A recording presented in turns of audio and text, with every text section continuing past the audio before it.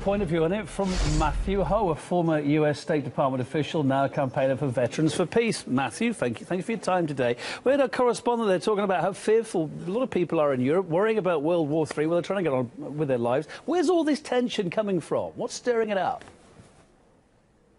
Well, hi, Kevin. Thank you for having me on. Unfortunately, this tension is coming from American politics, the desire for politicians in the United States to have this enemy, Russia, again. And this comes from a variety of factors, right? This comes from our excessive military budget. We spend more in the United States on our military than the next 10 countries in the world combined. We have troops in about 130 countries around the world. We have 800 bases overseas. So what this basically is the American empire trying to hold on, and by stroking fear and stroking enthusiasm for war. But is there an end game to this? Getting the public to support. Is there an end game to it? People, no, you can poke the fire so often, or you can poke the dog so often, it's going to snap back at some point.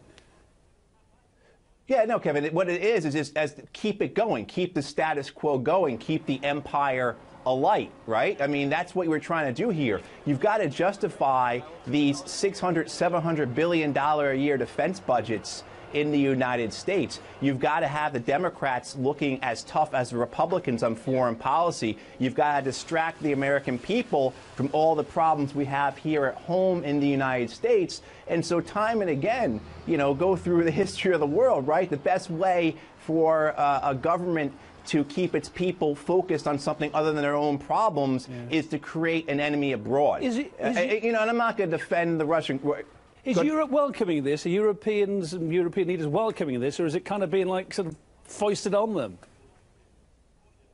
Well, I think it's being foisted on, I think, the common people of Europe, but there are certainly nationalists throughout Europe, whether they be in Britain, whether they be in Germany and Poland and the Baltic states, etc., who want this for the same reasons, because they think American tanks are going to make them stronger, it's going to make them more popular, it's going to make them tougher, or it's going to help them fight some type of overseas or cross-border enemy, again, to deflect the people's attention from their own problems, you know, in their home countries. Yeah, but what about the danger that, in fact, it possibly could flare up, that there could be some sort of unwanted battle that could be just spurred over a mistake or whatever? If this ramps up and ramps up, don't they think about that or not?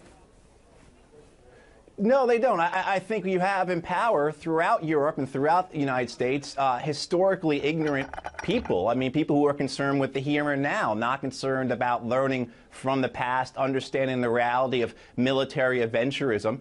And even just in our most recent history, right, we expanded NATO into Poland. We pushed we pushed American troops and NATO troops up to Russian borders, and now for how many years now? 3 years, you've had this killing going on in Ukraine.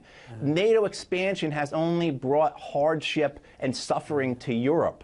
And this introduction of the American military back into Europe to Cold War levels. You know, Kevin, last year we had the biggest ammunition shipment to Europe since the Cold War.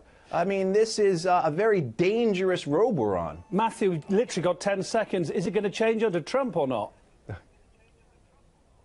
I'm sorry, say that again? Is it going to change under Trump or not, or is it going to carry on going the same way? Really briefly. No, I think... unfortunately, it's going to stay the same under Trump. Him and his advisors are just as hawkish as Obama and his people. Right. Lots to look forward to then. Matthew, thank you very much. Matthew Ho, the former US State Department official and Veterans for Peace activist. Appreciate your time.